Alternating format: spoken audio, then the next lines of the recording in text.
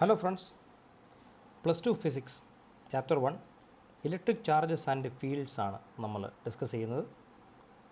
ഇത് രണ്ടാമത്തെ ക്ലാസ്സാണ്.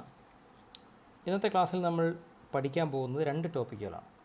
ഒന്ന് ഫ്രിക്ഷണൽ ഇലക്ട്രിസിറ്റി, രണ്ട് കണ്ടക്ടേഴ്സ് ആൻഡ് ഇൻസുലേറ്റേഴ്സ്. ഈ ഫ്രിക്ഷണൽ ഇലക്ട്രിസിറ്റി എന്താണെന്നുള്ളത് കഴിഞ്ഞ ക്ലാസ്സിൽ നമ്മൾ ജസ്റ്റ് ഒന്ന് പറഞ്ഞിരുന്നു. അതുപോലെ കണ്ടക്ടറുകൾ ആരാണ്, ഇൻസുലേറ്ററുകൾ ആരാണ്, ഇതൊക്കെ നമ്മൾ ചെറിയ ക്ലാസ്സിൽ പഠിച്ചിട്ടുമുണ്ട്. അപ്പോൾ ചുരുക്കി പറഞ്ഞാൽ ഇന്നത്തെ ക്ലാസ്സിൽ പഠിക്കുന്ന കാര്യങ്ങളൊക്കെ കുറേയൊക്കെ നമുക്കറിയാവുന്ന കാര്യങ്ങൾ തന്നെയാണ്. എന്നാൽ ഇലക്ട്രോസ്റ്റാറ്റിക്സിനെ പറ്റിയുള്ള ഒരു ഗൗരവകരമായ പഠനമായതുകൊണ്ട് തന്നെ ഈ രണ്ട് കാര്യങ്ങളും കുറച്ചും കൂടെ ഡീപ്പായിട്ടും കുറച്ചും കൂടെ ഒരു പരത്തി പറയുന്ന ഒരു എക്സ്പ്ലെയിൻ ചെയ്തിട്ടുള്ള രീതിയിലുള്ള ഒരു ഡിസ്കഷനാണ് ഇന്നത്തെ ക്ലാസ്സിൽ നമ്മൾ ചെയ്യാൻ പോകുന്നത്. നമുക്ക് തുടങ്ങാം. ആദ്യം നമുക്ക് ഫ്രിക്ഷണൽ ഇലക്ട്രിസിറ്റിയുടെ ഒരു ഡെഫിനിഷൻ നോക്കാം. Define frictional electricity. ഇങ്ങനെ ക്വസ്റ്റ്യന് പരീക്ഷയ്ക്ക് ഉണ്ടാകുമോ എന്ന് ചോദിച്ചാൽ ചിലപ്പോൾ ചോദിക്കാം. അങ്ങനൊരു ക്വസ്റ്റ്യനാണ്. Electricity acquired by rubbing suitable bodies is called frictional electricity. അഥവാ സ്യൂട്ടബിളായിട്ടുള്ള വസ്തുക്കൾ, അനുയോജ്യമായ വസ്തുക്കൾ പരസ്പരം റബ്ബ് ചെയ്യുക വഴി ഉണ്ടാകുന്ന ഇലക്ട്രിസിറ്റിയെ വിളിക്കുന്ന പേരാണെന്ത്? Frictional electricity. അതാരാണ് ഈ അനുയോജ്യമായ വസ്തുക്കൾ? മറ്റെല്ലാ വസ്തുക്കളും റബ്ബ് ചെയ്യുമ്പോൾ എന്തുകൊണ്ട് ഫ്രിക്ഷണൽ ഇലക്ട്രിസിറ്റി ഉണ്ടാകുന്നില്ല? ഇപ്പോൾ ഈ അനുയോജ്യമായ വസ്തുക്കൾ ആരാണെന്ന് ചോദിച്ചാൽ, ഇപ്പോൾ ഒരു വസ്തുവിൻ്റെ ആറ്റം പരിഗണിക്കുക. Okay, this is the nucleus. അതിന് ചുറ്റും പല ഷെല്ലുകളിലായ ഇലക്ട്രോൺ ഉണ്ട്. അതിൽ ഏറ്റവും ഒടുവിലത്തെ ഷെല്ലിൽ അഥവാ വാലൻസ് ഷെല്ലിലെ ഒരു ഇലക്ട്രോൺ നോക്കുക. അപ്പോൾ ഒരു വസ്തുവിൻ്റെ ആറ്റത്തിലെ ന്യൂക്ലിയസും വാലൻസ് ഷെല്ലിലെ ഇലക്ട്രോണും തമ്മിലുള്ള അട്രാക്റ്റീവ് ഫോഴ്സ് വളരെ കുറവാണെന്ന് വിചാരിക്കുക. അതിനെ ടെക്നിക്കലി നമ്മൾ പറയും ഈ വാലൻസ് ഷെല്ലിലെ electron is weakly bounded to the nucleus, അങ്ങനെ പറയാം. ഈ ആറ്റത്തിൻ്റെ പ്രത്യേകത കൊണ്ട് അതിൻ്റെ വാലൻസ് ഇലക്ട്രോൺ ന്യൂക്ലിയസിനോട് വീക്ക്ലി ബൗണ്ടഡ് ആണെങ്കിൽ, അത്ര ശക്തമായ ഒരു അട്രാക്ഷൻ അല്ലെങ്കിൽ, വളരെ ഈസി ആയിട്ട് ചെറിയ തോതിൽ എനർജി കൊടുത്തുകൊണ്ട് നമുക്ക് ഈ ഇലക്ട്രോൺ എന്ത് ചെയ്യാം? പുറത്തേക്ക് കിക്ക് ഔട്ട് ചെയ്യാൻ പറ്റും, അല്ലെങ്കിൽ പുറത്തേക്ക് എടുക്കാൻ പറ്റും. അപ്പോൾ അങ്ങനെയുള്ള വസ്തുക്കൾ, ഇത് മാത്രമൊന്നുമല്ല കേട്ടോ, വേറെയും സവിശേഷതകളെ പറ്റി പറയേണ്ടി വരും. പക്ഷേ ഒരു എക്സാമ്പിൾ പറഞ്ഞെന്ന് മാത്രമേ ഉള്ളൂ. ഇത് ഫ്രിക്ഷണൽ ഇലക്ട്രിസിറ്റി പോസിബിൾ ആകാൻ സാധ്യതയുള്ളൊരു വസ്തുവാണ്. കാരണം വളരെ നേരിയ തോതിലുള്ള എനർജി നമ്മൾ കൊടുക്കുമ്പോൾ തന്നെ ഇലക്ട്രോണെ നമുക്ക് പുറത്താക്കാൻ പറ്റും, അല്ലെങ്കിൽ ട്രാൻസ്ഫർ ചെയ്യാൻ പറ്റും, ആറ്റത്തിൽ നിന്ന് പുറത്തെടുക്കാൻ പറ്റും. അങ്ങനെ നമുക്ക് ആ വസ്തുവിനെ ഇലക്ട്രിഫൈ ചെയ്യാനുള്ള പോസിബിലിറ്റി ഉണ്ട്. അപ്പോൾ അങ്ങനെ ഏതെങ്കിലും രണ്ട് വസ്തുക്കൾ തമ്മിൽ റബ്ബ് ചെയ്താൽ ഫ്രിക്ഷണൽ ഇലക്ട്രിസിറ്റി ഉണ്ടാവണമെന്നില്ല.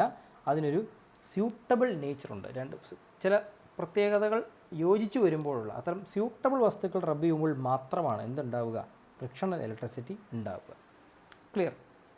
ഇനി അതിൻ്റെ ഒരു വിശദമായ എക്സ്പ്ലനേഷൻ വേണം. എങ്ങനെ വസ്തുക്കൾ ചാർജ് ചെയ്യപ്പെടുന്നു? റബ്ബ് ചെയ്യുക മാത്രമേ ചെയ്തിട്ടുള്ളൂ. നമ്മൾ വെറുതെ മാജിക്കൊന്നും ചെയ്തില്ല, അബ്രാഗഡബ്ര എന്നുള്ള മാജിക്കൊന്നും നമ്മൾ ചെയ്തിട്ടില്ല. ബട്ട് രണ്ട് വസ്തുക്കൾ നേരത്തെ വീഡിയോ ക്ലാസ്സിൽ നമ്മൾ കണ്ടിരുന്നു.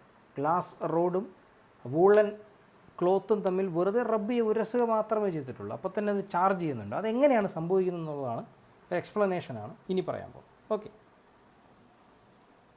അപ്പോൾ നമ്മുടെ മുമ്പിൽ ഇപ്പോഴുള്ള ക്വസ്റ്റ്യൻ ഇതാണ്: ഹൗ മെറ്റീരിയൽസ് അക്വയർ ചാർജ്? എങ്ങനെ വസ്തുക്കൾ ചാർജ് ചെയ്യപ്പെടുന്നു, അതും റബ്ബിങ്ങിലൂടെ ചാർജ് ചെയ്യപ്പെടുന്നു. അപ്പോൾ അത് പോയിൻ്റ് ബൈ പോയിൻ്റ് ആയിട്ടാണ് പറയുക. നോക്കാം. All matter is made up of atoms or molecules which contains charges. ഇത് നമുക്കറിയാവുന്ന കാര്യമാണ്. പ്രപഞ്ചത്തിലെ എല്ലാ വസ്തുക്കളും നിർമ്മിക്കപ്പെട്ടിട്ടുള്ളത് ഒന്നെങ്കിൽ ആറ്റങ്ങൾ കൊണ്ടാകാം, അല്ലെങ്കിൽ മോളിക്യൂളുകൾ കൊണ്ടാകാം. ഏതുകൊണ്ടായാലും കൊള്ളാം, അവയ്ക്കുള്ളിലെല്ലാം എന്തുണ്ട്? ചാർജുകൾ ഉണ്ട്. ചാർജ് ഉണ്ട് എന്ന് ഞാൻ പറയുമ്പോൾ പ്രോട്ടോൺ ഉണ്ട്, ഇലക്ട്രോൺ ഉണ്ട് എന്ന് മനസ്സിലാക്കിയാൽ മതി. ഓക്കെ, ആറ്റങ്ങളിലായാലും മോളിക്യൂളിലായാലും പ്രോട്ടോൺസും ഉണ്ട്, ഇലക്ട്രോൺസും ഉണ്ട്. അപ്പോൾ ചാർജ് ഉണ്ട്, അതാണ് മനസ്സിലാക്കേണ്ടത്. Then normally materials are electrically neutral. സാധാരണഗതിയിൽ വസ്തുക്കളെല്ലാം എന്താണ്? ഇലക്ട്രിക്കലി ന്യൂട്രലാണ്. അതെന്നാ വർത്താനാണ് പറഞ്ഞത്? അപ്പോൾ മേളിൽ പറഞ്ഞ കാര്യവുമായിട്ടൊരു കൺഫ്യൂഷൻ വന്നില്ലേ? അതായത് നേരത്തെ പറഞ്ഞു എല്ലാ വസ്തുക്കളിലും, അത് ആറ്റങ്ങൾ കൊണ്ട് നിർമ്മിച്ചതായാലും കൊള്ളാം, മോളിക്യൂളുകൾ കൊണ്ട് നിർമ്മിച്ചതായാലും കൊള്ളാം, അതിലെല്ലാം എന്തുണ്ട്? ചാർജ് ഉണ്ട്. ഇപ്പോൾ പറയുന്നു നോർമലി മെറ്റീരിയൽസ് ഇലക്ട്രിക്കലി ന്യൂട്രലാണെന്ന് പറയാം. ഇലക്ട്രിക്കലി ന്യൂട്രൽ എന്ന് പറഞ്ഞാൽ അതിൻ്റെ അർത്ഥം ചാർജ് ഈസ് ഈക്വൽ ടു 0 എന്നാണ്. ചാർജ് എന്ന് മാത്രം എഴുതിയാൽ പോരാ, നെറ്റ് എന്നൂടെ ചേർക്കണം. നെറ്റ് ചാർജ് 0 ആണ്. അങ്ങനെ പറയുമ്പോഴാണ് ഇലക്ട്രിക്കലി ന്യൂട്രൽ എന്ന് പറയുന്നത്. അപ്പോൾ ഒരു ചേരായ്മയുണ്ട്. അതൊന്ന് എക്സ്പ്ലെയിൻ ചെയ്യാം, നോക്കിക്കൂടാ. തൽക്കാലത്തേക്ക് ഈ ഫിഗർ ഒന്ന് വായിക്കുകയാണ്. നമ്മുടെ കൈവശം ഒരു മെറ്റീരിയൽ ഉണ്ടെന്ന് വിചാരിക്കുക, ഒരു ഷീറ്റ് അങ്ങനെ എന്തെങ്കിലും ഉണ്ടെന്ന് വിചാരിക്കുക. അതിനുള്ളിൽ ചാർജുണ്ട്, പ്രോട്ടോണുണ്ട്, നമുക്കറിയാം പ്രോട്ടോൺസ് ഉണ്ട്, പോസിറ്റീവ് ചാർജുള്ള പ്രോട്ടോൺസ് ഉണ്ട്, കൂടെ ഇലക്ട്രോൺസും ഉണ്ട്. അപ്പോൾ ഞാനിങ്ങനെ വരയ്ക്കുമ്പോൾ ഒരു തെറ്റിദ്ധാരണ വരാൻ ചാൻസ് എന്ന് പറയുന്നത്, ഒരു മെറ്റലിൻ്റെ ഷീറ്റ് എടുത്താൽ അസംബ്ലിക്ക് പിള്ളേർ നിൽക്കുന്ന പോലെ പ്രോട്ടോൺസും ഇലക്ട്രോൺസും വരി വരിയായിട്ട് നിൽക്കുന്നു എന്ന് വിചാരിക്കരുത്. അങ്ങനെയല്ല, അത് നമുക്കറിയാം എന്നാലും പറഞ്ഞത് മാത്രം. അപ്പോൾ ഞാൻ സ്കീമാറ്റിക് ഡയഗ്രമാണ്. അപ്പോൾ ഈ ഫിഗർ നോക്കിയാൽ മനസ്സിലാവും, ഇതിനകത്തുള്ള ആറ്റങ്ങളിൽ പ്രോട്ടോൺസ് ഉണ്ട്, ഇലക്ട്രോൺസ് ഉണ്ട്. പക്ഷേ നമ്മൾ പറയും net charge is equal to 0. അങ്ങനെ പറയാനുള്ള കാരണമാണ് ഇനി ചിന്തിക്കേണ്ടത്. അതിൻ്റെ കാരണം ഇത്രയേ ഉള്ളൂ. ഈ ഫിഗർ നോക്കിയാൽ നിങ്ങൾക്ക് മനസ്സിലാകും, number of positive charges is equal to number of negative charges. ഈ ഒറ്റ പോയിന്റിലാണ് നമ്മൾ ഈ ഷീറ്റിൻ്റെ നെറ്റ് ചാർജ് 0 ആണെന്ന് പറയുന്നത്. ഇതിനുള്ളിലെ പോസിറ്റീവ് ചാർജുകളുടെയും നെഗറ്റീവ് ചാർജുകളുടെയും എണ്ണം സെയിമാണ്, തുല്യ എണ്ണമാണ്. നമ്മൾ കഴിഞ്ഞ വീഡിയോ ക്ലാസ്സിൽ തന്നെ പഠിച്ചിരുന്നു. അക്വയർ ചെയ്യപ്പെട്ട അല്ലെങ്കിൽ നേടിയെടുക്കപ്പെട്ട ഈ 2 ടൈപ്പ് ചാർജുകൾ പരസ്പരം കോണ്ടാക്റ്റിൽ വന്നാൽ അവയുടെ ചാർജ് നഷ്ടപ്പെട്ട് 0 ആയി പോകുമെന്ന് കഴിഞ്ഞ വീഡിയോ ക്ലാസ്സിൽ നമ്മൾ പറഞ്ഞതാണ്. ആ പോയിൻ്റാണ് ഇവിടെ അപ്ലൈ ചെയ്യപ്പെട്ടിരിക്കുന്നത്. ഈവൻ ദോ ഈ മെറ്റൽ ഷീറ്റിനുള്ളിൽ ഇഷ്ടം പോലെ ചാർജ് ഉണ്ടെങ്കിലും അവയുടെ എണ്ണം, 2 തരം ചാർജുകളുടെയും എണ്ണം ഈക്വലാണ്. അതുകൊണ്ട് അവയുടെ നെറ്റ് ചാർജ് 0 ആയി പോയി. അതുകൊണ്ടാണ് സത്യത്തിൽ വെള്ളം കുടിക്കാനും ഗ്ലാസ് എടുക്കുമ്പോൾ ഗ്ലാസ്സിനുള്ളിൽ ഇഷ്ടം പോലെ പോസിറ്റീവും നെഗറ്റീവും ചാർജ് ഉണ്ടെങ്കിലും നമുക്ക് കറണ്ട് അടിക്കാത്തത്.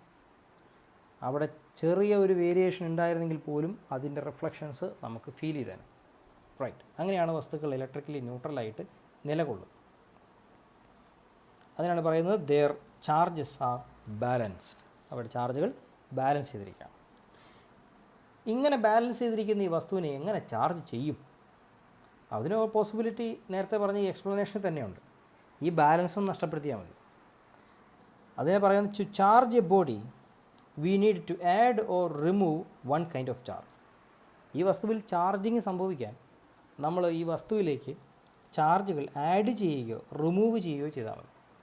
അങ്ങനെ തോന്നുന്ന പോലെ പറ്റത്തില്ല, ഒരേ ടൈപ്പ് ചാർജ് ആയിരിക്കണം. എന്ന് പറയാൻ കാരണം, നമ്മൾ ഷീറ്റിനകത്തൊരു 10 പ്രോട്ടോൺ എടുത്തിട്ട് അപ്പം തന്നെ 10 ഇലക്ട്രോൺ കൂടി എടുത്താൽ പിന്നെയും അത് ബാലൻസ്ഡ് ആയി പോകും. അങ്ങനെ പറ്റില്ല. ഒന്നെങ്കിൽ പ്രോട്ടോൺ തന്നെ എടുക്കുകയോ അല്ലെങ്കിൽ അതിലേക്ക് ഇടുകയോ ചെയ്യുക, അല്ലെങ്കിൽ ഇലക്ട്രോൺ തന്നെ എടുക്കുകയോ അല്ലെങ്കിൽ അതിലേക്ക് ആഡ് ചെയ്യുകയോ ചെയ്യുക. അങ്ങനെ ഒരേ ടൈപ്പ് ചാർജിലൊരു വേരിയേഷൻ വരുത്തിയാൽ, അല്ലെങ്കിൽ നമ്മൾ പ്രോട്ടോൺ എടുത്ത് അത്രയും എണ്ണം ഇലക്ട്രോൺ എടുക്കരുത്. അങ്ങനെ എങ്ങനെയെങ്കിലും ഈ ബാലൻസ് നഷ്ടപ്പെടുത്തിയാൽ നമുക്ക് ആ വസ്തുവിനെ ചാർജ് ചെയ്യാം എന്നുള്ളതാണ് അതിൻ്റെ പ്രത്യേകത. Okay. A body can be charged positively by losing some electrons. ഒരു വസ്തുവിനെ പോസിറ്റീവായിട്ട് ചാർജ് ചെയ്യാൻ എന്ത് ചെയ്താൽ മതി? ഇലക്ട്രോണുകൾ നഷ്ടപ്പെടുത്തിയാൽ മതി, അല്ലെങ്കിൽ ഇലക്ട്രോൺ എടുത്താൽ മതി. ഇവിടെ മുതൽ ശ്രദ്ധിച്ചോണം, പരീക്ഷയ്ക്ക് ആവശ്യമുള്ള പ്രധാനപ്പെട്ട പോയിന്റുകളാണ് പറയുന്നത്.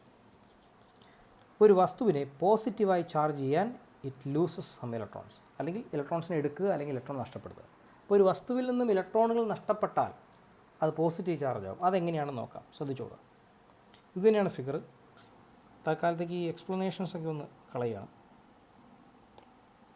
ഇപ്പോൾ ഇവിടെ ഈ ഫിഗർ നോക്കിയാൽ നമുക്ക് മനസ്സിലാവും 9 പോസിറ്റീവ് ചാർജുകളും 9 നെഗറ്റീവ് ചാർജുമാണ്. ഞാൻ ചെയ്യാൻ പോകുന്നത്, ഇതിനകത്തുനിന്ന് ഒരു ഇലക്ട്രോൺ എടുത്തു കളഞ്ഞു. അങ്ങനെ എടുത്തു കളഞ്ഞാൽ സംഭവിക്കുന്നത് ഇതാണ്. ഇത് ക്യാൻസൽ ചെയ്യപ്പെട്ടു, ഇത് ക്യാൻസൽ ചെയ്യപ്പെട്ടു, ഇത് ക്യാൻസൽ ചെയ്തു, ഇത് ക്യാൻസൽ ചെയ്തു, ഇത് ക്യാൻസൽ ചെയ്തു, ഇത് ക്യാൻസൽ ചെയ്തു, ഇത് ക്യാൻസൽ ചെയ്തു, ഇത് ക്യാൻസൽ ചെയ്തു. പക്ഷേ ഇത് ക്യാൻസൽ ചെയ്തില്ല. കാരണം ആ പോസിറ്റീവ് ചാർജിന് ക്യാൻസൽ ചെയ്യാൻ വേണ്ടി അവിടെ ഒരു നെഗറ്റീവ് ചാർജ് ഇല്ല. അതുകൊണ്ട് ഈ മെറ്റൽ ഷീറ്റിൻ്റെ നെറ്റ് ചാർജ് എന്തായി മാറി? പോസിറ്റീവായി മാറി. അങ്ങനെ പോസിറ്റീവാകാൻ എന്താ നഷ്ടപ്പെട്ടത്? Loose electrons. ഇലക്ട്രോൺസിനെ നഷ്ടപ്പെടുത്തിയപ്പോൾ വസ്തു പോസിറ്റീവ് ചാർജായി. അപ്പോൾ നമ്മൾ പരീക്ഷയുടെ വെപ്രാളത്തിൽ അവസാനം പോയിരുന്ന് എഴുതുമ്പോൾ ഇലക്ട്രോൺ നഷ്ടപ്പെട്ടു, ഓക്കെ നെഗറ്റീവ് ചാർജ്. അല്ല, ഇലക്ട്രോൺ നഷ്ടപ്പെട്ടു, വസ്തുവിനുണ്ടായത് പോസിറ്റീവ് ചാർജാണ്. ഈ മെക്കാനിസം മനസ്സിലുണ്ടായിരിക്കണം. ക്ലിയർ? ഓക്കെ. അതേപോലെ തന്നെ a body can be charged negative by gaining some electrons. അതേപോലെ കുറച്ച് ഇലക്ട്രോണുകൾ അധികമായി വന്നാൽ ഈ വസ്തുവിന് നെഗറ്റീവ് ചാർജ് അക്വയർ ചെയ്യാൻ കഴിയും. അതുകൂടെ ഒന്ന് എക്സ്പ്ലെയിൻ ചെയ്യാം. നേരത്തെ പറഞ്ഞ കേസിൽ ഇങ്ങനെയായിരുന്നല്ലോ. അപ്പോൾ ഇതെല്ലാം ക്യാൻസൽ ചെയ്തിരിക്കുകയാണ്. ഇപ്പോൾ നെറ്റ് ചാർജ് 0 ആണ്. പക്ഷേ അഡീഷണലായിട്ടൊരു നെഗറ്റീവ് ചാർജും കൂടെ ഇതിലേക്ക് വന്നാൽ ഇപ്പോൾ ഈ നെഗറ്റീവ് ചാർജിന് ക്യാൻസൽ ചെയ്യാൻ അവിടെ ഒരു പോസിറ്റീവ് ചാർജ് ഇല്ല. കാരണം ഓൾറെഡി ഉള്ള പോസിറ്റീവ് ചാർജുകളെല്ലാം ക്യാൻസൽ ചെയ്യപ്പെട്ട് കഴിഞ്ഞു. അപ്പോഴും നമുക്ക് പറയാം net charge is equal to negative. അതിന് കാരണം ഇതായിരുന്നു, ഗെയിനിങ് ഇലക്ട്രോൺസ്. ഇലക്ട്രോൺ അധികമായി വന്നു. അപ്പോൾ ഇലക്ട്രോൺ അധികമായി വന്നാൽ മാത്രം നെഗറ്റീവ് ചാർജ്, ഇലക്ട്രോൺ നഷ്ടപ്പെട്ടാൽ ഉണ്ടാകുന്നത് പോസിറ്റീവ് ചാർജ്. ക്ലിയർ ആണല്ലോ? അപ്പോൾ സ്വാഭാവികമായും നമ്മുടെ മനസ്സിലൊരു ചിന്ത വരും, എന്തിനാണ് നെഗറ്റീവ് ചാർജിനെ പറ്റി മാത്രം പറയുന്നത്? പോസിറ്റീവ് ചാർജ് നഷ്ടപ്പെട്ടാൽ അവിടെ ഒരു നെഗറ്റീവ് ഇലക്ട്രോണിന് ക്യാൻസൽ ചെയ്യാൻ പറ്റാതാവും, അപ്പോൾ നെഗറ്റീവ് ചാർജ് വരും. പോസിറ്റീവ് ചാർജ് അധികമായി വന്നാൽ അവിടെ ഒരു പോസിറ്റീവ് ചാർജ് വരില്ലേ? അങ്ങനെ എന്തുകൊണ്ട് പറയുന്നില്ല എന്നൊരു ചോദ്യമുണ്ട്. അങ്ങനെ പറയാത്തതിന് കാരണം മെറ്റലിൻ്റെ ഉള്ളിലെ ആറ്റങ്ങളുടെ ഒരു സ്ട്രക്ചറാണ്. ശരിക്കും ഫെർമി എന്ന് പറയുന്ന ശാസ്ത്രത്തിൻ്റെ ഒരു എക്സ്പ്ലനേഷനുണ്ട്. അദ്ദേഹത്തിൻ്റെ എക്സ്പ്ലനേഷൻ അനുസരിച്ച് ഒരു മെറ്റലിനുള്ളിലെ അവസ്ഥ എന്താണെന്ന് മനസ്സിലാക്കിയപ്പോൾ അദ്ദേഹം ഞെട്ടിപ്പോയി. കാരണം അദ്ദേഹം പറഞ്ഞത് ഇങ്ങനെയാണ്, metal has a sea of electrons എന്നാണ്. മെറ്റലിനുള്ളിൽ ഇലക്ട്രോണുകളുടെ ഒരു കടലാണ്. ഈ കടലിൻ്റെ ഇടയ്ക്ക് ദ്വീപുകൾ നിൽക്കുന്ന പോലെ പോസിറ്റീവ് ചാർജിൻ്റെ കോറാണ് നിൽക്കുന്നത്. അപ്പോൾ നമുക്കറിയാം ദ്വീപിനിടയിൽ കൂടെ വെള്ളം ഒഴുകും, പക്ഷേ ദ്വീപ് ഒഴുകാൻ ചാൻസ് വളരെ കുറവാണ് എന്ന് പറയുന്നത് പോലെ തന്നെയാണ്. ഭയങ്കരമായ ചാർജ് എന്ന് പറയാൻ കഴിയില്ല, ഭയങ്കരമായും ബോണ്ടഡ് ആയിട്ടുള്ള ഈ പോസിറ്റീവ് അയൺ കോർ നമ്മുടെ മെറ്റലിനകത്തിരിക്കുകയാണ്. എന്നിട്ട് ആ പോസിറ്റീവ് അയൺ കോറിൻ്റെ പോസിറ്റീവ് ചാർജിനെ ന്യൂട്രലൈസ് ചെയ്യാൻ എത്രത്തോളം ഇലക്ട്രോണുകൾ വേണമോ അത്രയും ഇലക്ട്രോണും കൂടെ അതിനകത്തിരുന്ന് നെറ്റ് ചാർജ് 0 ആയിക്കൊണ്ടാണ് ഒരു മെറ്റൽ സർഫസ് വർക്ക് ചെയ്യുന്നത്. അപ്പോൾ അത് നിങ്ങളുടെ സിലബസിലില്ല, എന്നാലും ഞാൻ പറഞ്ഞെന്നുള്ളൂ. അങ്ങനെ ഒരു ചോദ്യം മനസ്സിൽ വന്നാൽ അതിൻ്റെ കാരണം ഇതാണ്. അതുകൊണ്ട് തന്നെ പോസിറ്റീവ് അയൺ കോർ മൂവ് ചെയ്യാൻ സാധ്യത വളരെ കുറവാണ്. ഈസി ആയിട്ട് നമുക്ക് എടുക്കാനും നിക്ഷേപിക്കാനും ഒക്കെ കഴിയുന്നത്, അല്ലെങ്കിൽ ട്രാൻസ്ഫർ ചെയ്യാനൊക്കെ കഴിയുന്ന ആൾക്കാർ ഇലക്ട്രോൺസാണ്. അതുകൊണ്ടാണ് നമ്മൾ ഇലക്ട്രോൺസിൻ്റെ ടേംസിൽ ഇത് പറഞ്ഞത്. അപ്പോൾ ഫ്രിക്ഷണൽ ഇലക്ട്രിസിറ്റിയുടെ സമയത്ത് ഇലക്ട്രോണുകൾ കിട്ടുകയും നഷ്ടപ്പെടുകയാണ് ചെയ്യുന്നത്. അതനുസരിച്ചാണ് ചാർജുകൾ വരുന്നതെന്നാണ് പറയുന്നത്. റൈറ്റ്. ഇനി വസ്തുക്കൾക്ക് ചാർജിങ് എങ്ങനെയാണ് സംഭവിച്ചതെന്ന് നമ്മൾ പഠിച്ചു കഴിഞ്ഞു. ഇനി റബ്ബ് ചെയ്യുക വഴി എങ്ങനെയാണ് ചാർജ് ഉണ്ടാകുന്നതാണ് പറയുന്നത്. നോക്കിക്കൊള്ളുക. How materials acquire charging while rubbing. ഇനി റബ്ബ് ചെയ്താൽ എങ്ങനെ ചാർജ് ഉണ്ടാവുക? When glass rod rubbed with silk cloth, electrons from glass rod transferred to silk cloth. നമ്മളൊരു ഗ്ലാസ് റോഡിനെ സിൽക്കുമായിട്ട് റബ്ബ് ചെയ്ത് കഴിഞ്ഞാൽ ഗ്ലാസ് റോഡിൽ നിന്നും സിൽക്ക് ക്ലോത്തിലേക്ക് എന്ത് ട്രാൻസ്ഫർ ചെയ്യപ്പെടും? ഇലക്ട്രോണുകൾ ട്രാൻസ്ഫർ ചെയ്യപ്പെടും. നോക്കിക്കോണം.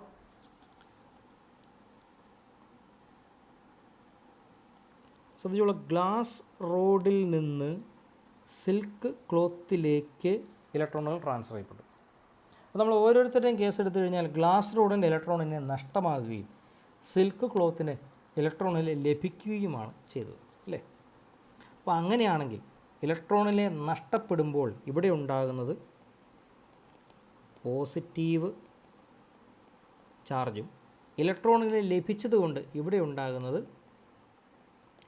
നെഗറ്റീവ് ചാർജും ആണ്. അതാണ് തൊട്ട് മുമ്പ് നമ്മൾ പറഞ്ഞ പോയിൻ്റ് നമുക്കത് ഓൾറെഡി മനസ്സിലായി കഴിഞ്ഞു. റൈറ്റ്. അപ്പോൾ ഇങ്ങനെയാണ് റബ്ബിങ്ങിലൂടെ ചാർജ് ഉണ്ടാകുന്നത്. ആരെങ്കിലും ഒരാളിൽ നിന്നും ഇലക്ട്രോണുകൾ മറ്റേ ആളിലേക്ക് ട്രാൻസ്ഫർ ചെയ്യും. ആരിൽ നിന്നാണോ ഇലക്ട്രോൺ പോയത് അയാൾക്ക് പോസിറ്റീവ് ചാർജ്, ആർക്കാണോ ഇലക്ട്രോണിനെ കിട്ടിയത് അയാൾക്ക് negative charge. The rod loses electron and get positively charged. Silk cloth gain electrons and get negatively charge. രണ്ട് പോയിൻ്റാണ് ഈ പറഞ്ഞത്. No new charges created in this process of rubbing. അത് വളരെ പ്രധാനപ്പെട്ട പോയിൻ്റാണ്. നമ്മൾ വിചാരിക്കും, നമ്മൾ മുമ്പ് ഞാൻ പറഞ്ഞിട്ടുണ്ട്, ചാർജുകൾ ശൂന്യതയിൽ നിന്നൊന്നും അല്ല റബ്ബിങ്ങിൻ്റെ സമയത്ത് ഉണ്ടായത്. ചാർജ് അവിടെ തന്നെയുണ്ട്. ഈ റബ്ബ് ചെയ്ത രണ്ട് വസ്തുക്കളും ആറ്റങ്ങൾ കൊണ്ടോ മോളിക്യൂളുകൾ കൊണ്ടോ ആണ് നിർമ്മിച്ചിരിക്കുന്നത്. അതിനുള്ളിൽ ഇഷ്ടം പോലെ ഇലക്ട്രോൺസ് ഉണ്ട്, ചാർജുകളുണ്ട്. ഈ ചാർജുകൾ ഒരു വസ്തുവിൽ നിന്നും മറ്റൊരു വസ്തുവിലേക്ക് ട്രാൻസ്ഫർ ചെയ്യപ്പെടുക മാത്രമാണ് ചെയ്തത്. അല്ലാതെ നോ ന്യൂ ചാർജസ് ക്രിയേറ്റഡ്. ഒരു ഇലക്ട്രോണോ ഒരു പ്രോട്ടോണോ പോലും പുതിയതായിട്ട് ഉണ്ടാവുകയോ ഉള്ളത് നശിക്കുകയോ ചെയ്യുന്നില്ല. That is the conservation of charge. ചാർജുകൾ കൺസർവ് ചെയ്യപ്പെട്ടിട്ടാണ് പ്രപഞ്ചത്തിലുള്ളത് എന്നുള്ളതാണ് അതിൻ്റെ വസ്തുത. ചാർജുകൾ നഷ്ടപ്പെടുന്ന പ്രതിഭാസമൊക്കെ ഉണ്ട് കേട്ടോ. അത് പാർട്ടിക്കിൾ ഫിസിക്സ് എന്ന് പറയുന്ന വളരെ ഫണ്ടമെൻ്റലായ ഫിസിക്സിൻ്റെ ഒരു ബ്രാഞ്ച് നിങ്ങൾ പഠിക്കും. PG വരെയൊക്കെ ഒന്ന് ചെന്നാൽ മതി. ഫിസിക്സ് മുന്നോട്ട് പഠിക്കുന്നതനുസരിച്ച് അത് ഇഷ്ടപ്പെട്ട് പഠിക്കുന്നവർക്ക് കുറച്ച് കഴിയുമ്പോൾ ഭ്രാന്തായി പോകും. നെഗറ്റീവ് മീനിങ്ങിലല്ല കേട്ടോ. പുസ്തകങ്ങൾ തലയിൽ വെച്ച് നമ്മൾ ഉറങ്ങും. അതുപോലെ നമ്മളെ ഹരം കൊള്ളിക്കുന്നൊരു വിഷയമാണ് ഫിസിക്സ്. മാത്തമാറ്റിക്സും ഒക്കെ അതെ. എല്ലാ സയൻസുകളും അങ്ങനെയാണ്. ഇഷ്ടത്തോടെ ചെയ്യുമ്പോൾ നമുക്കത് സയൻസ് മാത്രമല്ല കേട്ടോ. സയൻസ് എന്ന് ഞാൻ പറയുമ്പോൾ ഇതിൽ ലാംഗ്വേജ് ഒക്കെ ഉൾപ്പെടുവേ.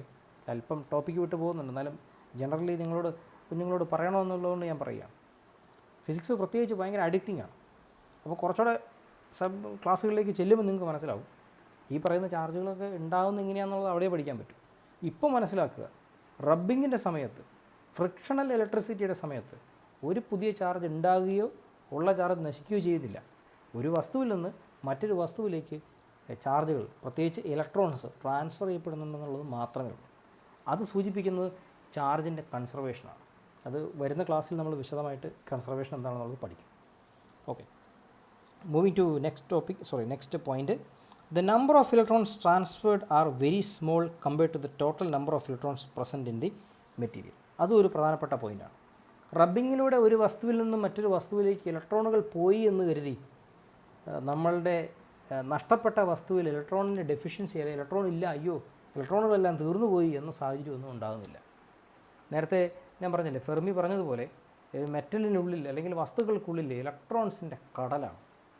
ഇലക്ട്രോണിൻ്റെ കടലിൽ നിന്ന് നമ്മൾ ഒരു ബക്കറ്റിൽ കുറച്ച് വെള്ളം എടുത്ത് മാറ്റി ആ കടലിലെ വെള്ളം കുറയുന്നുണ്ടോ എന്ന് ചോദിച്ചാൽ അങ്ങനെ ഒരു ചോദ്യമേ ഇല്ല. അത് മീനിങ്ലെസ് ആണ് എന്ന് പറയുന്ന പോലെ തന്നെയാണ്. റബ്ബിങ്ങിലൂടെ ഇലക്ട്രോണുകൾ ട്രാൻസ്ഫർ ചെയ്യപ്പെട്ടു എന്ന് കരുതി ആ വസ്തുക്കൾക്ക് ഇലക്ട്രോണിൻ്റെ ഒരു ഡെഫിഷ്യൻസി ഒന്നും ഉണ്ടാകുന്നില്ല. നമ്മൾ കമ്പയർ ചെയ്ത് നോക്കുമ്പോൾ എടുത്തു മാറ്റപ്പെട്ട ഇലക്ട്രോൺസിൻ്റെ എണ്ണം ഇനിയും ആ വസ്തുവിലുള്ള ഇലക്ട്രോണുകൾ വെച്ച് നോക്കുമ്പോൾ വളരെ തുച്ഛമാണെന്നുള്ളതാണ് അതിൻ്റെ വസ്തുത. ഓക്കെ, അപ്പോൾ ഈ ചാർജിങ് ബൈ ഫ്രിക്ഷൻ എന്നുള്ള കോൺസെപ്റ്റ് നമ്മളൊന്ന് വിഷ്വലൈസ് ചെയ്യാൻ പോവുകയാണ്. ചിലർക്ക് പറഞ്ഞാൽ മനസ്സിലാവും, ചിലർക്ക് കേട്ടാൽ മനസ്സിലാവും, ചിലർക്ക് കാണണം, ഫിഗറായിട്ട് കാണണം. അപ്പോൾ അതുകൊണ്ടാണ് ഇങ്ങനൊരു സ്ലൈഡ് ഇതിൽ ഉൾപ്പെടുത്തുന്നത് കേട്ടോ. നോക്കാം. ഇപ്പോൾ എൻ്റെ കയ്യിലൊരു ഗ്ലാസ് റോഡ് ഉണ്ടെന്ന് വിചാരിക്കാം. അതിനെ ഒരു വൂളൻ ക്ലോത്ത് ഉണ്ടെന്ന് വിചാരിക്കുക. This is glass and this is wool. അതായത് സിൽക്ക് ആയിക്കോട്ടെ, ഓർക്കാൻ ഇച്ചിരി എളുപ്പമുണ്ട്. This is silk materials. ഇവർ പരസ്പരം റബ്ബ് ചെയ്ത് കഴിഞ്ഞാൽ നേരത്തെ നമ്മൾ പറഞ്ഞതുപോലെ ഇവിടെ പോസിറ്റീവ് ചാർജുകളും ഉണ്ട്, ഒപ്പം നെഗറ്റീവ് ചാർജുകളും ഉണ്ട്. ഇത് തന്നെയാണ് ഇവിടുത്തെ അവസ്ഥയും. സിൽക്ക് മെറ്റീരിയലിലും പോസിറ്റീവ് ചാർജും ഉണ്ട്, നെഗറ്റീവ് ചാർജും ഉണ്ട്. പക്ഷെ നമ്മൾ റബ്ബ് ചെയ്ത് കഴിയുമ്പോൾ, റബ്ബിംഗ് പ്രോസസ്സ് നടക്കുമ്പോൾ ഇലക്ട്രോൺസ് ട്രാൻസ്ഫർ ചെയ്യപ്പെടും. ഇലക്ട്രോൺസ് ട്രാൻസ്ഫർ ചെയ്യപ്പെടുമ്പോൾ ഇവിടെ ഉണ്ടായിരുന്ന കുറച്ച് ഇലക്ട്രോണുകൾ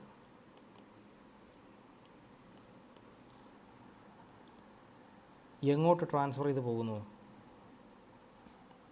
സിൽക്ക് മെറ്റീരിയലിലേക്ക് ട്രാൻസ്ഫർ ചെയ്ത് പോകുന്നു.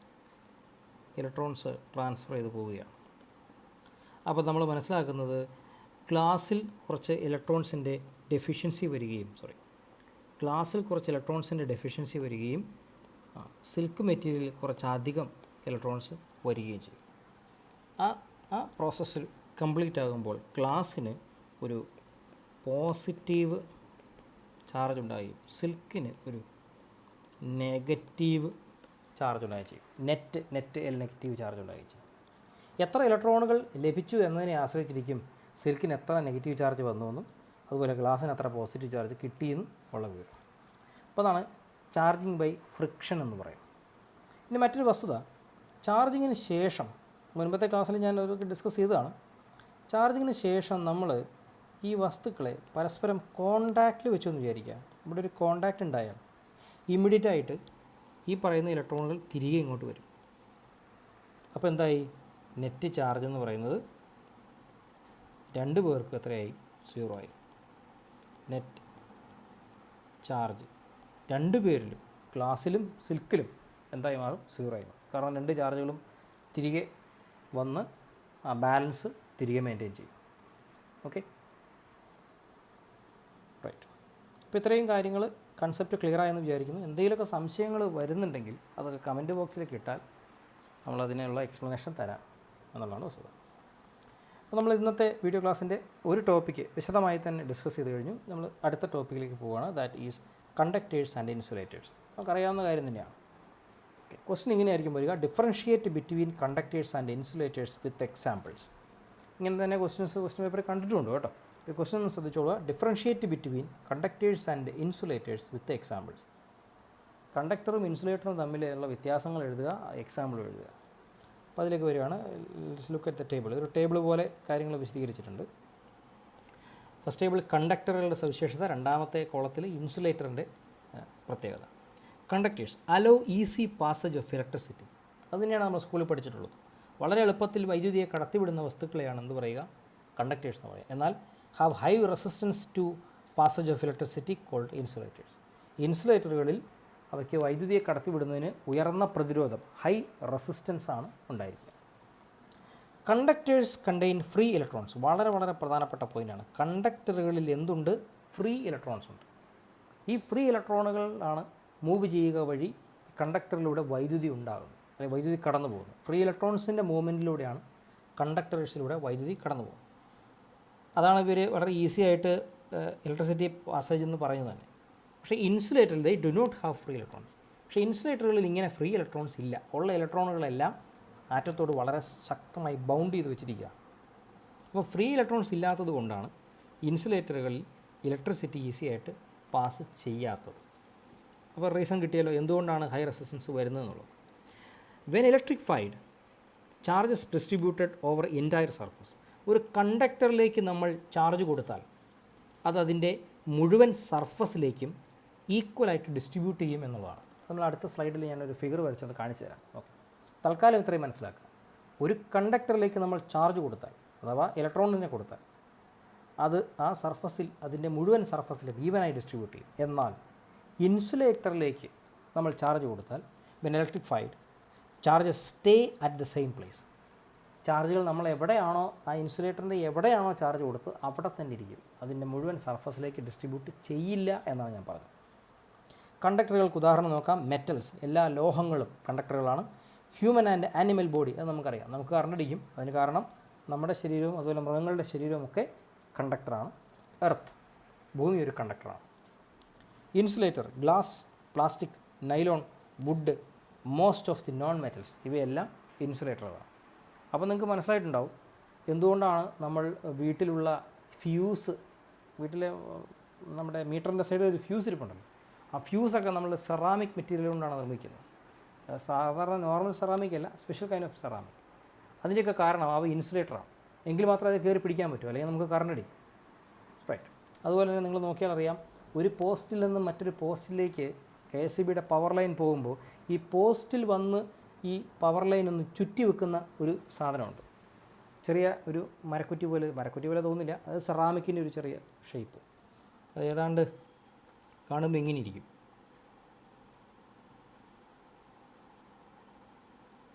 ഇങ്ങനെ ഇരിക്കുന്നൊരു സാധനമുണ്ട്. ഈ പവർ കേബിൾ ഇവിടെ നിന്ന് ഇങ്ങനെ വന്ന് ഒന്ന് റൗണ്ട് അടിച്ചിട്ടാണ് പോകുന്നത്. ഈ സാധനം ഉണ്ടാക്കിയിരിക്കുന്നത് ഇതും is nothing but an insulator. അല്ലെങ്കിൽ നമുക്ക് ആ പോസ്റ്റിൻ്റെ ചുവട്ട് നിൽക്കാൻ പറ്റില്ല, കറണ്ട് അടിക്കും. അങ്ങനെ ഇൻസുലേറ്ററിന് ഒരുപാട് ഉപയോഗങ്ങളുണ്ട്. സെറാമിക് ഒരു ഇൻസുലേറ്ററാണ്. റൈറ്റ്. അപ്പോൾ ഏറെക്കുറെ കണ്ടക്ടേഴ്സിൻ്റെയും ഇൻസുലേറ്ററിൻ്റെയും ഡിഫറൻസുകളും അവരുടെ എക്സാമ്പിൾസും മനസ്സിലായെന്ന് വിചാരിക്കാം. ഇനി നമുക്ക് ഈ കണ്ടക്ടറുകളും ഇൻസുലേറ്ററുകളും ഇലക്ട്രിഫൈ ചെയ്യുമ്പോൾ എന്താ സംഭവിക്കുന്നത് എന്നുള്ളതിൻ്റെ ഒരു വിഷ്വലൈസേഷൻ നോക്കാം. നേരത്തെ ഞാൻ പറഞ്ഞതിന് കാരണം തന്നെയാണ്, ഫിഗർ കാണുമ്പോഴാണ് ചിലർക്ക് മനസ്സിലാവുക. ഓക്കെ, ഇത് ഓൾറെഡി മനസ്സിലായവർക്ക് ഇത് ഓടിച്ചു വിട്ട് കാണാം, അല്ലാത്തവരൊന്ന് ശ്രദ്ധിക്കാം. അപ്പോൾ നമ്മുടെ കൈവശം ഒരു മെറ്റൽ റോഡുണ്ട്. This is metal. അതുപോലെ ഒരു ഇൻസുലേറ്റിംഗ് റോഡും ഉണ്ടെന്ന് വിചാരിക്കുക. ഇൻസുലേറ്റർ ഫോർ എക്സാമ്പിൾ ഇത് വുഡാണ്, തടിയാണ്. നമ്മളിത് രണ്ടിലേക്കും ചാർജ് കൊടുക്കാമെന്ന് വിചാരിക്കുക. We are going to supply positive charge. Positive charge നമ്മൾ മെറ്റലിലേക്ക് കൊടുത്താൽ, കൊടുക്കുന്നത് ഇവിടെയാണെങ്കിലും കൊടുത്തത് ഈ ഒരു പോയിന്റിലാണെങ്കിൽ പോലും കണ്ടക്ടറിൻ്റെ പ്രത്യേകത ഈ പോസിറ്റീവ് ചാർജ് ഇതിൻ്റെ സർഫസിൽ എല്ലായിടത്തും ഈവനായിട്ട് ഡിസ്ട്രിബ്യൂട്ട് ചെയ്യപ്പെടുമെന്നുള്ളതാണ്. സർഫസിൽ എല്ലായിടത്തും ഞാൻ എടുത്തു പറഞ്ഞു കേട്ടോ, അതിൻ്റെ ഉള്ളിലെന്ന് ഞാൻ പറഞ്ഞിട്ടില്ല. മാത്രമല്ല ഇത് ഉൾവശം പൊള്ളയായ ഒരു മെറ്റലല്ല, ഇത് സിലിണ്ടർ ഉൾവശം തിക്കായിട്ടുള്ള സിലിണ്ടറാണ്. അതിൻ്റെ സർഫസിൽ മുഴുവൻ എല്ലാ ദിശയിലും കൊടുത്ത ചാർജ് തുല്യമായി ഡിസ്ട്രിബ്യൂട്ട് ചെയ്യും. എന്നാൽ ഇത്രയും തന്നെ എമൗണ്ട് നമ്മൾ ഒരു ഇൻസുലേറ്ററിലേക്കാണ് കൊടുക്കുന്നതെങ്കിൽ ഈ ചാർജ് കൊടുക്കുന്ന സ്ഥലത്ത് അവിടെ തന്നെ ഇരിക്കും, എങ്ങും പോകില്ല. ആണ് അതിൻ്റെ പ്രത്യേകത. ഡിസ്ട്രിബ്യൂട്ട് ചെയ്യുന്നില്ല. ഇതുതന്നെയാണ് ഫ്രിക്ഷണൽ ഇലക്ട്രിസിറ്റി സാധ്യമാകാനുള്ള ഒരു കാരണവും. കാരണം നമ്മളൊരു ഗ്ലാസ് റോഡ് എടുത്ത് വെച്ചിട്ട് അതിനെ റബ്ബ് ചെയ്യുമ്പോൾ ഇവിടെയൊക്കെ കുറച്ച് പോസിറ്റീവ് ചാർജ് ഉണ്ടായാൽ അത് അവിടെ തന്നെ ഇരിക്കുന്നു എന്നുള്ളതാണ് അതിൻ്റെ ഗുണം. മറിച്ച് നമ്മൾ ഇതിന് പകരം മെറ്റൽ റോഡായിരുന്നു ഉപയോഗിച്ചിരുന്നെങ്കിൽ റബ്ബ് ചെയ്തു, പോസിറ്റീവ് ചാർജൊക്കെ ഉണ്ടായി, പക്ഷേ ചെറിയ കുഴപ്പമുണ്ട്, നമ്മൾ ഈ സാധനത്തെ പിടിച്ചിട്ടുണ്ട്. സ്വാഭാവികമായിട്ടും ഈ പോസിറ്റീവ് ചാർജ് എല്ലാം കൂടെ ഫ്ലോ ചെയ്ത് നമ്മുടെ കയ്യിലൂടെ കടന്ന് എർത്ത് ചെയ്ത് പുറത്തേക്ക് പോകും. അതുകൊണ്ടാണ് നമ്മൾ ഈ ഇരുമ്പ് കമ്പി കയ്യിൽ വെച്ച് സിൽക്കുമായിട്ട് റബ്ബ് ചെയ്ത് കഴിഞ്ഞാൽ ഒരിക്കലും അതിൽ ഫ്രിക്ഷണൽ ഇലക്ട്രിസിറ്റി ഉണ്ടാവില്ല. അതിൻ്റെ അർത്ഥം ഫ്രിക്ഷണൽ ഇലക്ട്രിസിറ്റിയിലൂടെ ചാർജ് ഫോം ചെയ്യുന്നില്ല എന്നല്ല, ചാർജ് ഫോം ചെയ്യുന്നില്ല എന്നല്ല, ഉണ്ടാകുന്ന ചാർജ് അന്നേരം നമ്മുടെ ബോഡിയിലൂടെ ഡിസ്ചാർജ് ചെയ്ത് പോയിക്കൊണ്ടിരിക്കും. ഇനി അങ്ങനെ അല്ലാതെങ്കിൽ നമ്മളൊരു ഇൻസുലേറ്റിംഗ് ഗ്ലൗ ഒക്കെ ഉപയോഗിച്ച് വേണം ഈ മെറ്റൽ റോഡെ പിടിക്കാൻ. അങ്ങനെയാണെങ്കിൽ ഓക്കെ. അന്നേരം ഒരു കാര്യമുണ്ട്, ഇൻസുലേറ്ററിലേതുപോലെ റബ്ബ് ചെയ്യുമ്പോൾ കിട്ടുന്ന ചാർജ് അവിടെ തന്നെ ഇരിക്കുകയില്ല. നമ്മളൊരു ഇൻസുലേറ്റിംഗ് ഗ്ലൗസ് വെച്ച് പിടിച്ചിരിക്കുന്ന മെറ്റൽ റോഡെ മുഴുവനായിട്ടും ആ ചാർജ് ഡിസ്ട്രിബ്യൂട്ട് ചെയ്യും. അതാണ് അതിൻ്റെ പ്രത്യേകത. ഈ ഡിസ്ചാർജ് ചെയ്യുന്ന കൺസെപ്റ്റും ക്ലിയർ ആയല്ലോ അല്ലേ? ഇനി നമ്മൾ ഒന്നുകൂടെ ക്ലിയർ ആവാനായിട്ട് ഞാൻ വേണമെങ്കിൽ ഈ മെറ്റൽ റോഡിനെ ഒന്ന് എർത്ത് ചെയ്തു എന്നിരിക്കട്ടെ. ഇതിൽ ചാർജൊന്നും ഉണ്ടാവില്ല, കാരണം ഈ ചാർജ് ഇങ്ങനെ ഒഴുകി എർത്തിലേക്ക് വന്ന് താഴേക്ക് പോകും. That's all about discharge. അപ്പോൾ എങ്ങനെയാണ് കണ്ടക്ടറും ഇൻസുലേറ്ററും ഇലക്ട്രിഫൈ ചെയ്താൽ സംഭവിക്കുന്നത്, അതിനുള്ളിലെ ചാർജുകൾ ഏത് അവസ്ഥയിലാണ് ഉണ്ടാവുക, ഏത് ഡിസ്ട്രിബ്യൂഷനിലാണ് ഉണ്ടാവുക എന്നുള്ളത് മനസ്സിലായി എന്ന് വിചാരിക്കാം. റൈറ്റ്. അപ്പോൾ ഏറെക്കുറെ ഇത്രയും ടോപ്പിക്കുകളാണ് നമ്മളിന്ന് ഡിസ്കസ് ചെയ്യുന്നത്. ഓക്കെ, പഠിപ്പിച്ച കാര്യങ്ങൾ മനസ്സിലായി എന്ന് വിചാരിക്കുന്നു. എന്തെങ്കിലും സംശയങ്ങളുണ്ടെങ്കിൽ നമ്മുടെ കമൻറ്റ് ബോക്സിൽ ഇടുക. Thanks for learning. അടുത്ത വീഡിയോയിൽ വീണ്ടും കാണാം. Thank you.